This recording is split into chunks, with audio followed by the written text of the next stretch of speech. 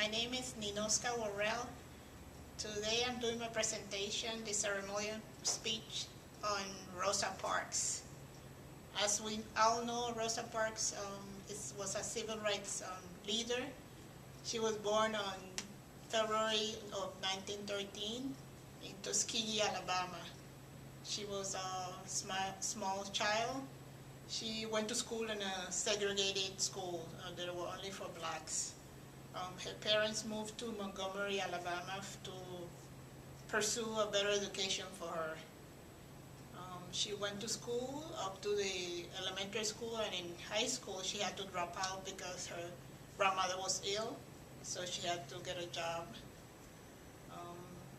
In 1955, she decided, after getting off from her job as a seamstress, she took a ride on a bus, and she sat in the front rows of the bus.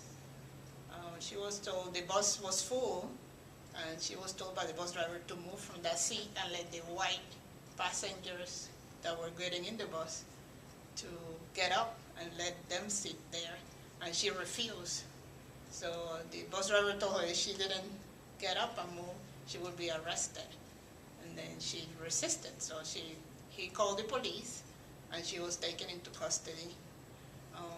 Once she called her husband and to let him know what happened, he called a lawyer and then also called the NAACP that they help her get out of prison, of jail, because what the event that happened.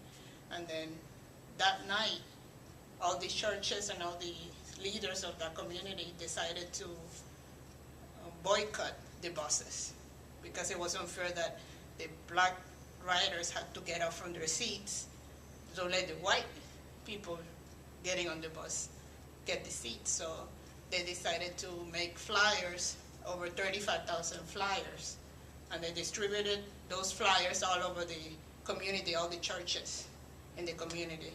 So all the African Americans got the news of what happened to her. They decided to boycott. They told everybody, don't take the buses that Monday morning to go to work or to school.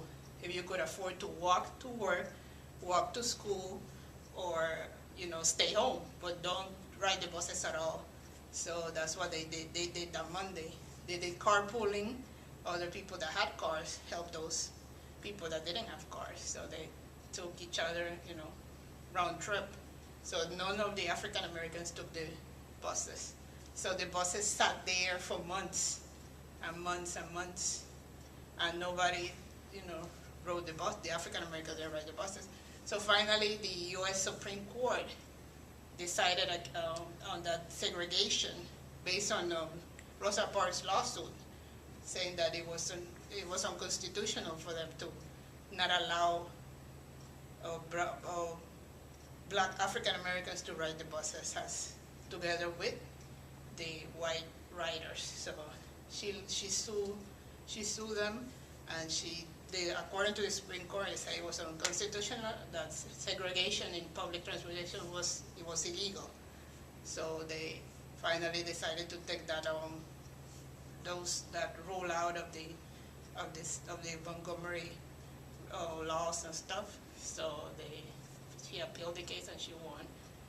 And at the end, now we see that her legacy, that she did a lot of good for standing for her right. Well, she was sitting down, but she stood up symbolically and physically for what she believed. She said she was tired of, as a child, that she had to always give up something because that's what the whites said. But she didn't agree with us. So when she became an adult, she finally said enough, and that she wasn't going to let anybody walk over her. So that's what she did. She, in her own different way, because not using violence, but resistance.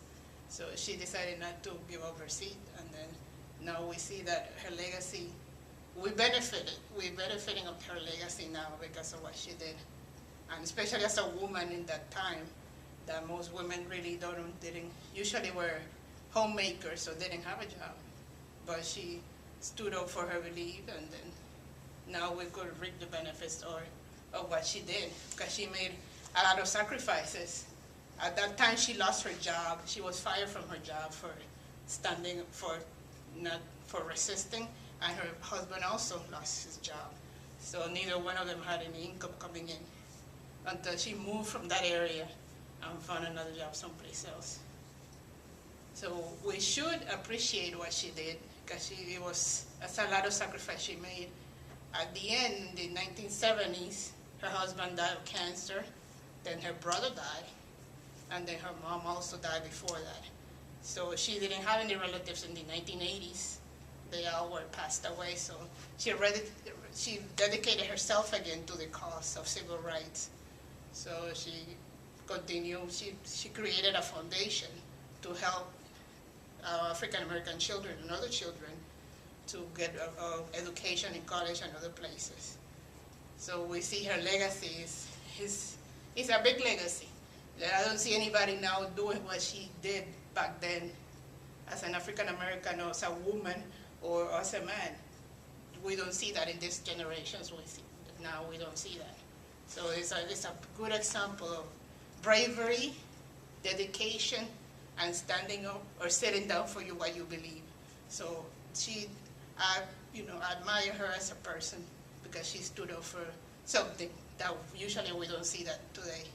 So this is the end of my presentation, and thank you.